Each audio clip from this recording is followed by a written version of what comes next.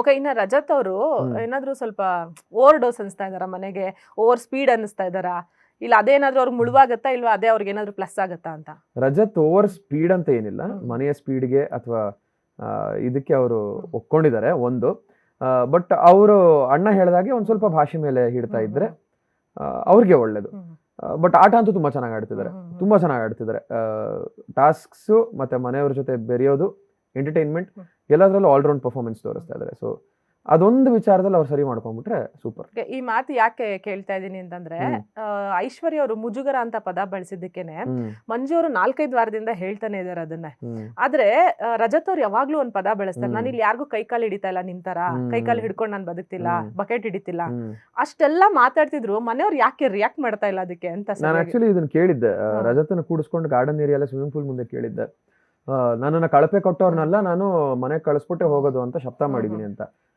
ಯಾಕೆ ರಜತ್ ಇದನ್ನ ಈ ಬ್ಯಾಗೇಜ್ ನ ಇನ್ನೂ ಎಷ್ಟು ದಿನ ಕ್ಯಾರಿ ಮಾಡ್ಬೇಕು ಅಂತಿದ್ಯಾ ನೀನು? ಇನ್ನೂ ಎಷ್ಟು ದಿನ ಕ್ಯಾರಿ ಮಾಡ್ಬೇಕು ಅಂತಿದ್ಯಾ?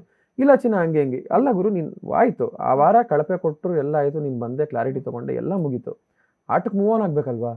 ಇನ್ನೂ ಆ ಬ್ಯಾಗೇಜ್ ನ ಇಟ್ಕೊಂಡು ಇನ್ನೂ ಎಷ್ಟು ವಾರ ಹೋಗ್ಬೇಕು ಅಂತಿದ್ಯಾ? ಅವಾಗ ಅವ್ನಿಗೂ ರಿಯಲೈಸ್ ಆಗಕ್ ಶುರುವಾಯ್ತು, ಹೌದು ಇದೊಂದು ಬ್ಯಾಗೇಜ್ ಅಲ್ವಾ ಅಂತ ರಿಯಲೈಸ್ ಆಗಕ್ ಶುರುವಾಯ್ತು. ಎಲ್ಲೆಲ್ಲಿ ಕೇಳಬೇಕು ಅಲ್ಲಲ್ಲಿ ಕೇಳಿದ್ದಾರೆ. ಆಮೇಲೆ ಯಾವಾಗ್ಲೂ ಅವ್ರು ಒಂದ್ ಮಾತು ಹೇಳ್ತಾರೆ, 12 ವಾರದಿಂದ ನೀವೇನ್ ಕಿತ್ ದಬ್ಬಾಕಿದೀರ ಅಂತ ನನಗ್ ಗೊತ್ತು, ಅದಕ್ಕೆ ನನ್ನನ್ ಕಳ್ಸಿರೋದು ಮನೆ ಒಳಗಡೆ ಅಂತ ಹೇಳ್ಬಿಟ್ಟು ಯಾವಾಗ್ಲೂ ಅದೊಂದ್ ಮಾತು ಹೇಳ್ತಿರ್ತಾರೆ. ಇವಾಗ ಮನೇಲಿ ಹಂಗಾದ್ರೆ ಯಾರು ಏನು ಮಾಡೇ ಇಲ್ವಾ ಅಂತ? ಅದೊಂದ್ ಸ್ಟ್ರಾಟಜಿ ಇರ್ಬೋದು, ನಮ್ಮನ್ನೆಲ್ಲ ಒಂದ್ ಸ್ವಲ್ಪ ಇದ್ ಮಾಡೋದಕ್ಕೆ ಬ್ರಿಲಿಯಂಟ್ ಸ್ಟ್ರಾಟಜಿ ಅನ್ಸುತ್ತೆ. ಹಂಗೆ ಹೇಳಿದ ತಕ್ಷಣ ಇವರೆಲ್ಲೋ ಡೌನ್ ಆಗ್ಬಿಡ್ತಾರೆ ಅನ್ನೋದು ಅವ್ನ ಆಟ ಅನ್ಸುತ್ತೆ. ಬಟ್ ನಾವ್ ಯಾರು ಡೌನ್ ಆಗ್ತಿಲ್ಲ, ಸ್ಪೆಷಲಿ ನಾನಂತೂ ಆಗಿರ್ಲಿಲ್ಲ ಅದಕ್ಕೆ. ಯಾಕಂದ್ರೆ 2 ವಾರ ಇಬ್ರು ಒಂದೇ ಟೀಮಲ್ಲಿ ಆಡಿದ್ವಿ ನಾವು. 2 ವಾರನೂ ಬೇರೆ ಬೇರೆ ಟಾಸ್ಕ್ ಇದ್ದಾಗ ಇಬ್ರು ಒಂದೇ ಟೀಮಲ್ಲಿ ಆಡಿದ್ವಿ. ಸೊ ಹಾಗಾಗಿ ನನ್ಗೇನು ಅದು ಇಂಪ್ಯಾಕ್ಟ್ ಮಾಡ್ಲಿಲ್ಲ. ಮೋಸ್ಟ್ಲಿ ಒಂದು ಸ್ಟ್ರಾಟಜಿ ಇದ್ದಿರ್ಬೋದು, ಅದು ಮನೆಯವ್ರಿಗೆ ಹೇಳಿ ಆ ಥರದ್ದು ಒಂಚೂರು ಇದು ಮಾಡೋಣ, ಡೌನ್ ಮಾಡೋಣ.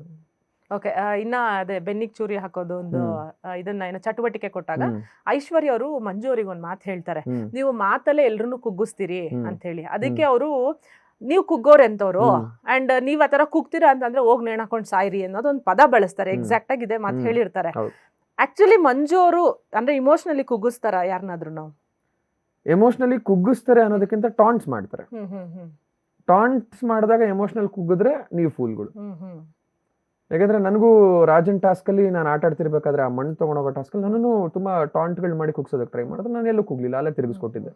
ನೀವು ಹಿಂಗೆಲ್ಲ ಮಾತಾಡಂಗಿಲ್ಲ, ಏನು ನೀವು ಉಸ್ತುವಾರಿ ಕೆಲಸ ಮಾಡಿ ನೀವು ಅಂತ. ಆ ಥರ ಟಾಂಟ್ಗಳನ್ನ ನೀವು ಪರ್ಸನಲ್ ಆಗಿ ತಗೊಂಡು ನೀವು ಕುಗ್ಗಿದ್ರೆ ಅದು ನಿಮ್ ಪ್ರಾಬ್ಲಮ್, ಅವ್ರದಲ್ಲ. ಅದು ಅವ್ರ ಆಟದ ವಿಧಾನ ಆಗಿರುತ್ತೆ. ಈ ಬಿಗ್ ಬಾಸ್ ಮನೇಲಿ ಎಲ್ಲವೂ ಫೇರೆ. ನೀನ್ ಟಾಂಟ್ ಕೊಡ್ತಿದ್ಯಾ ಅಂದ್ರೂ ಫೇರೆ, ನೀನ್ ಸ್ಟ್ರಾಟಜಿ ಮಾಡಿದ್ರು ಫೇರೆ, ಎಲ್ಲವೂ ಫೇರೆ. ಅದು ನಿನ್ನ ಆಟದ ಶೈಲಿ. ಅದು ನೀನ್ ಟಾಂಟ್ ಕೊಟ್ಟು ಒಬ್ರನ್ನ ಕುಗ್ಗಿಸ್ತೀಯ ಅಂದ್ರೆ ಅದು ನೀನ್ ಆಟ ಆಡ್ತಿರೋ ಶೈಲಿ. ಅದು ನಾನು ತಪ್ಪು ಅಂತ ಖಂಡಿತ ಹೇಳೋದಲ್ಲ.